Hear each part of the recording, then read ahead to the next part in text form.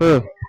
तर मित्रांनो, तुमच्याकडे जर सायकल असेल, जर तुम्ही चुकी करत असणार तर तुमचे गुडघे भविष्यात दुखणार आहे. जर तुम्हाला गुडघे दुखी थांबवायचे असेल तर सायकल चालवणे हा नियम पाडायचा आहे. जसं आता सायकल पहा, मुलाने जे सायकल घेतली याच्या साईनुसार मी घेतली आहे. म्हणजे पहिल्या अगोदर सायकल आपल्या साईनुसार घ्यायची आहे. आणि दुसरी गोष्ट, जेव्हा आपण सीट किती उंच पाहिजे जमिनीपासून, ज्यांच्याकडे सायकल आहे त्यांनी जर हे ऑब्झर्वेशन नाही केलं तर तुमच्या भविष्यात गुडघे दुखणार आहे.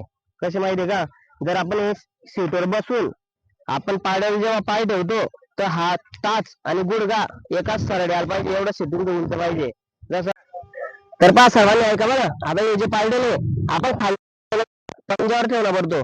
असं खाली सरळ पायडल असल्यावर हा गुडघा बा आपला गुडघा आणि टाच सरळ आहे का माझे? सरळ नाही ना. तर पाय आता काय झाली, सरळ झाली ना. तर मग एवढं उंच सीट पाहिजे आपलं. कारण तुमचं जर सीट खाली असेल किंवा जास्त उंच बी असेल तर तुम्हाला गुडघ्यामध्ये भविष्य इंजुरी येईल.